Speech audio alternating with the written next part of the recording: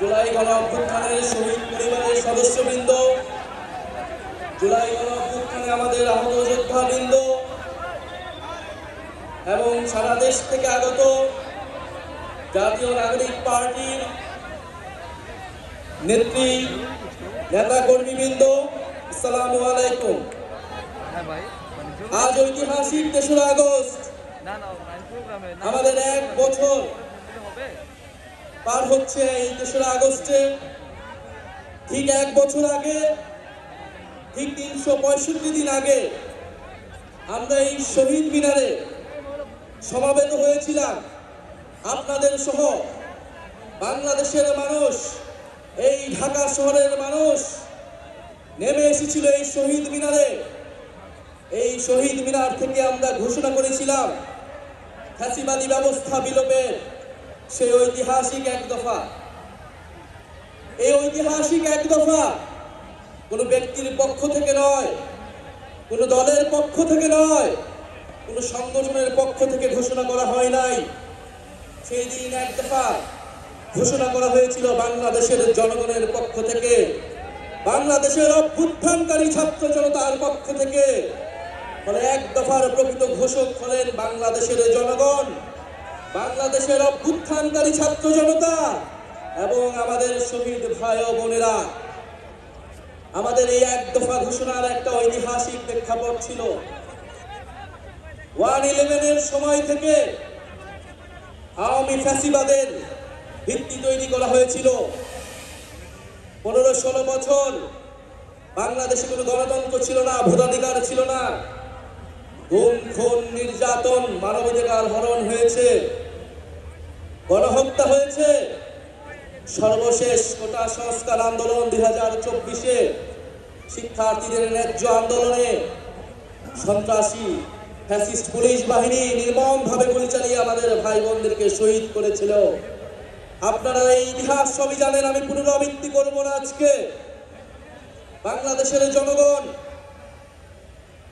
আর মেনে নিতে পারে নাই। বাংলাদেশের ছাত্ররা ৯ দফা ঘোষণা করেছিল, কিন্তু আমরা দেখেছি এই ৯ দফা এই ফ্যাসিস্ট সরকারের পক্ষে বাস্তবায়ন করা সম্ভব নয়, কারণ এই ফ্যাসিস্ট সরকারই খুনের দায়ে দায়ী ছিল। ফলে বাংলাদেশের জনগণ নিজে দায়িত্ব নিয়ে নিয়েছিল, দায়িত্ব নিয়ে তারা ১ দফা ঘোষণা করেছিল ফ্যাসিবাদী ব্যবস্থার বিলোপ এবং নতুন রাজনৈতিক বন্দোবস্ত। আমরা দায়িত্ব এবং দলের রাজনীতির ঘোষণা দিয়েছিলাম। আমরা সাম্য, মানবিক মর্যাদা এবং সামাজিক সুবিচারের ঘোষণা দিয়েছিলাম। আমরা বলেছিলাম আমরা এমন একটা রাজনৈতিক বন্দোবস্ত প্রতিষ্ঠা করব যেখানে স্বৈরতন্ত্র আর কখনোই ফিরে আসতে পারবে না, যেখানে ফ্যাসিবাদ আর কখনোই ফিরে আসতে পারবে না। আমরা জুলাই পদযাত্রায় দেশের বিভিন্ন জায়গায় বলেছি ফ্যাসিবাদী সরকারের পতন হয়েছে, বন্দোবস্তের বিলোপ আমরা ঘটাতে পারিনি। আজকে ১ বছর পরে এসে আমরা আমাদের সেই সীমাবদ্ধতার কথা, আমাদের ব্যর্থতার কথাও আপনাদেরকে বলতে এসেছি। আমরা পারিনি সেই পুরনো সংবিধানকে বাতিল করে একটি নতুন সংবিধান তৈরি করতে। আমরা পারিনি যে ফ্যাসিবাদী বন্দোবস্তের যে ক্ষমতার স্তম্ভ ছিল, যে দুর্নীতি পরায়ণ অলিগার্ক ব্যবসায়ী ছিল, যেই লুটেরা অর্থনীতি ছিল, সেই অর্থনীতিকে ভেঙে দিতে। আমরা পারি নাই যেই ফ্যাসিবাদী ব্যবস্থার যে সাংস্কৃতিক ভিত্তি ছিল, গণমাধ্যম থেকে শুরু করে বিভিন্ন জায়গায় এই স্বৈরাচারের দোসররা ছিল, তাদেরকে সম্পূর্ণভাবে পরাজিত করতে। আমরা পারি নাই সেনাবাহিনী সহ প্রশাসনকে জনগণের প্রতিষ্ঠান হিসেবে গড়ে তুলতে। আমরা আমাদের ব্যর্থতার কথা স্বীকার করেই আজকে আমার ওই শহীদ মিনারে সমাবেত হয়েছি আমাদের ভবিষ্যৎ কর্মসূচি নির্ধারণ করতে, আমাদের ভবিষ্যৎ বাংলাদেশের জন্য শপথ দিতে।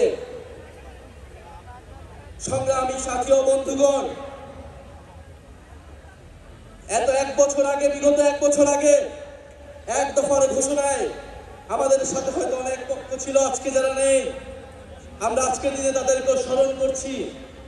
জুলাই গণঅভ্যুত্থানে অংশগ্রহণ করা ফ্যাসিবাদ বিরোধী সকল রাজনৈতিক দল, সকল ছাত্র সংগঠন, আমাদের শিক্ষা প্রতিষ্ঠান, স্কুল, কলেজ, মাদ্রাসা, প্রাইভেট আমাদের নারীরা, আমাদের প্রবাসী ভাই ও বোনেরা, আমাদের সর্বোপরি শহীদ হয়েছে যে সকল ভাই ও বোনেরা, তাদের পরিবারের সদস্যবৃন্দ এবং আহত যোদ্ধারা এবং বাংলাদেশের প্রতিটি প্রান্তে যারা জুলাই গণঅভ্যুত্থানে অংশগ্রহণ করছেন, তাদেরকে স্মরণ করে আমি আমার বক্তব্য শুরু করছি আনুষ্ঠানিকভাবে।